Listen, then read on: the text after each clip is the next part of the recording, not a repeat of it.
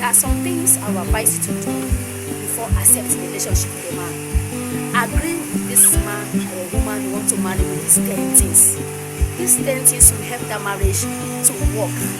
Not just agreeing with him, let it be a deal, a seal approved by two of you, spiritually and physically.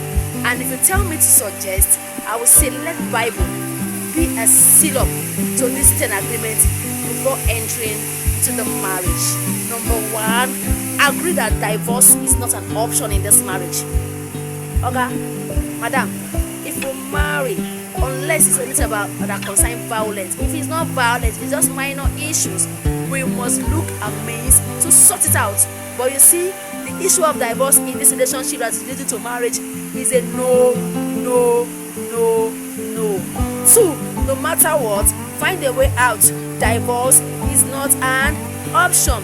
Tell her, no matter what, divorce, this relationship we're about to click to be marriage, you see, divorce is a no. Find a way out. We will find a way out to solve this problem, but we are not divorcing. 3, healthy ideas that will back down if at any time you feel it's not working. Back down without crying. Don't feel too low. Healthy idea that's back down if at any time you feel it's not working. Back down without crying. Let me explain better. You know, sometimes some people look at dating a man and the man is not seeing what they want. The man feel that this girl is dating, and the man say, I'm not wanting again. The girl will be crying, I can't do without you, I will die if you. How will you tell a man? Maybe the man say he's feeling that he's not worthy to have you as a wife. Maybe we feel that you are better off than him, and you are telling that he will die if he did not marry you. How dare you?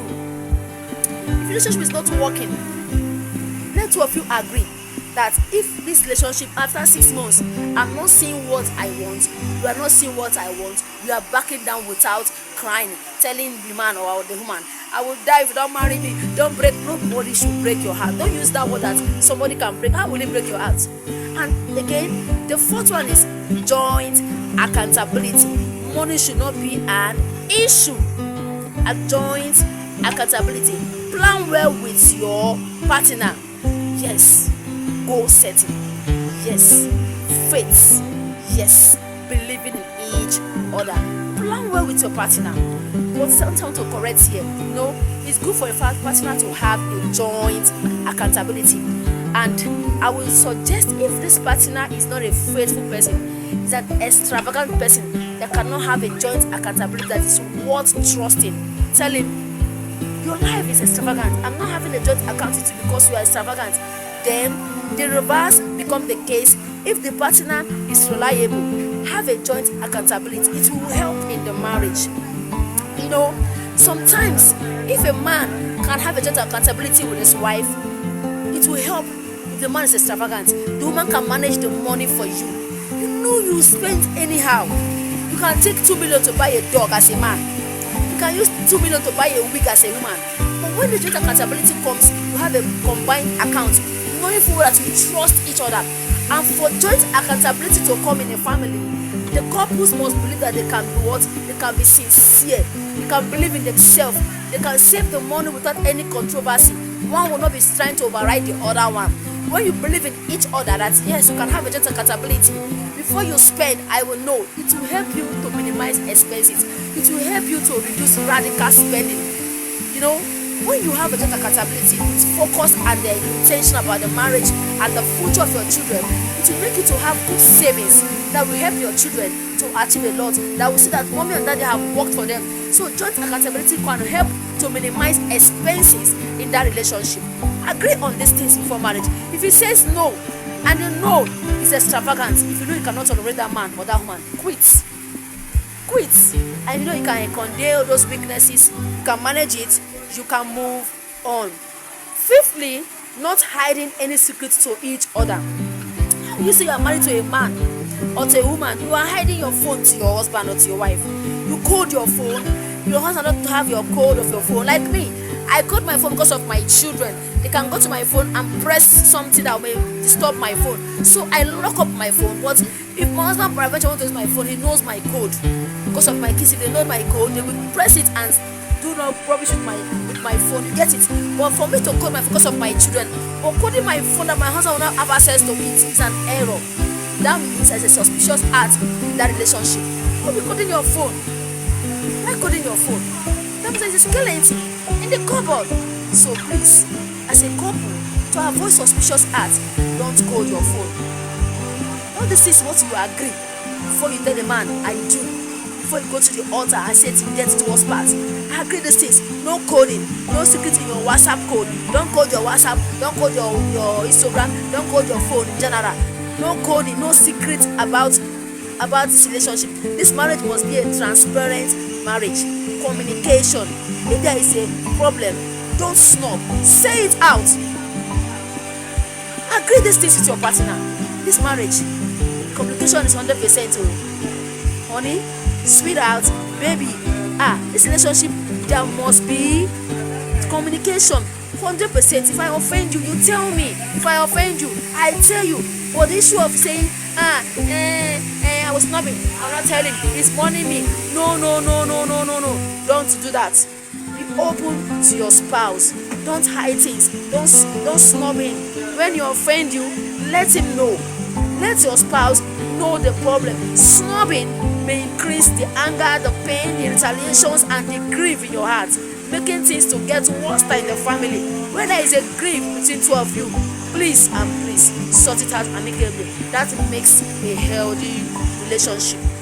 Number 7 is transparency.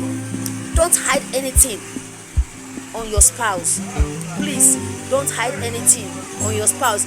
There was a story about one woman in my church when I was a little girl. I heard that story, and when I heard that woman died, what caused it?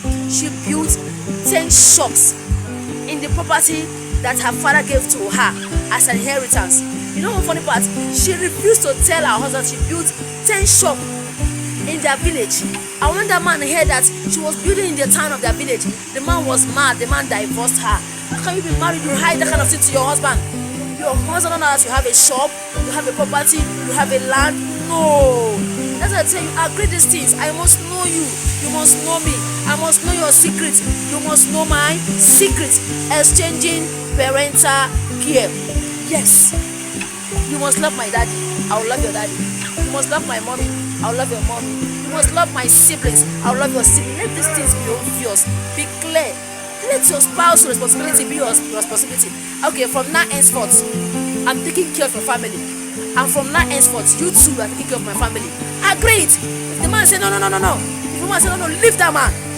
Leave that woman. Don't say I do. These 10 things, you should know these things. You agree on these 10 things before you say I do.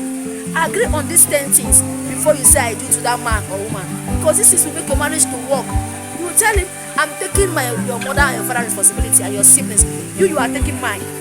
When the man says, yes, I like that, yes, that man is good. He has a good intention for your family. That's why I beg parents, when you want to pay your children bride price, be minimal. Be considerate. Like a girl was telling that the husband said, I will never carry your father responsibility on your family. Your parents killed me when paying your bride price. Only the bride price payment was almost 10 million. I paid bride price of 1 million. 9 million went for buying things, clothes, machine, engines, this and that. I can't. As I beg parents, please don't collect much bride price to avoid the in-laws to hate you. When you collect much bride price from them, they may not want to support the family where they married to, because they will say you already collected the whole money, the whole care from the bride price payments and the things they bought. So as parents, please, let's not use bride price to chase our in-laws, to make our in-laws to hate us, okay? These are the advice that will help you. No quarreling in our marriage. Very important. Tell your spouse, in this marriage, no quarreling. If I offend you, tell me, honey, I don't like this thing you did to me. It pains me. I will tell you, I'm sorry. Honey, if I'm marrying you, no quarreling. Our children must be a mentor and a good example to our kids. They must not see us quarrel. If I offend you, you offend me, let's have a secret place where we'll sort it out. Let's sort it out where the children will not hear it. Agree with that man that you are not having quarreling in this marriage. Before you marry, take these 10 things. You don't need it to make your marriage to grow. Tell him in this marriage, no quarreling.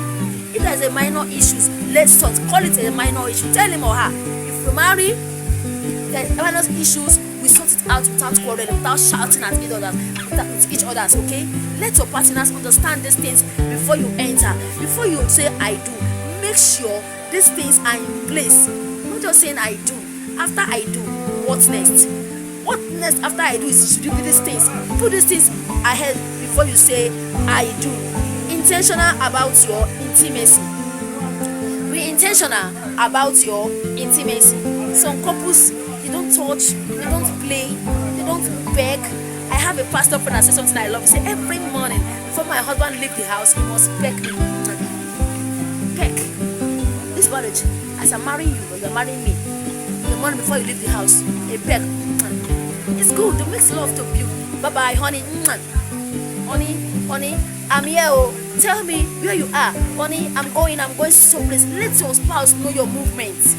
Be intentional about this marriage. Don't be careless about your marriage. Don't enter anyhow. Please, single ladies, you are lucky to get all these teachings before time. Be intentional about your intimacy, your sex life, relationship with your spouse. Care about if your spouse have not come to you for some time to touch you. Go to him, touch him. Honey, what is the problem? That makes you a unique wife. Don't say because you have not touched me, I will not touch him. That does not make you a sound wife. Your spouse problem should be you may be passing through a lot, you don't know. Or you may be thinking the other way around. You may be passing some emotional stress in the office or in the business place, or one trauma you may not be able to maybe open to you. But your love, your care may make you say, honey, see what I'm passing through. That's why I've not been able to touch you all this while. But managing him, carrying him, no. Be intentional about your marriage. Number 11, look up for each other. Like my husband, I love my husband for this thing. My husband have not seen me. My call, maybe for 3-4 hours, he will call me, honey. Afada, where are you? How is today going? How is baby children? Have you heard from them? Where are you? How do you do? No, how you be in your business place or your working place from morning till 6 in the evening, till 7? You've not called your partner to know his whereabouts, to know that he's feeling fine, to know whether all is well. Especially in a country like Nigeria that is insecure everywhere, insecurity everywhere. Always call your partner. Let him know, I love you. Let him know that you care. Look up for each other. Let your partner know if you marry. Every 5 hours, you will call me, honey, how are you? Hi. If you not call me, I will call you. These things I tell ladies and men before getting into marriage. Let your partner know this thing that you must always call me home. Every day we must talk to know where we are.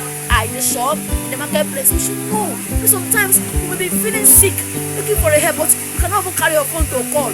Calling him at that time can be a solution to that problem. I remember one time I was in a depressed state. I was dying. I was pregnant then. I was so weak. I can't remember to call my husband because I was so down. But because of the kind of bond I have with my husband felt how I was sick where I was. He called. I managed to pick that call and say, I'm dying. Come. He rushed. He came. He picked me and helped me. I was hospitalized. He treated me and we went home. If you don't have that kind of bond, maybe I would have died that place that day. Because he was conscious and intentional about the marriage. Always calling your spouse. Yes, always calling your spouse. Let them know that you love them. Look up to each other. Looking up to each other so that you care. You care. You better care for each other. Don't just enter into marriage without knowing all these 11 things. Looking up to each other. Be intentional about this marriage. Yes, communication, transparency, exchanging words, family understanding, exchanging parental care, transparency, yes, joint accountability, healthy ideas that will bring down things to work out for two of you in the marriage and for your future children. Making matters to be sought out when the needs are needed. Agreeing that divorce is never an option. Please, take these 11 things before saying yes to that man. Tell him, these are what it is I want.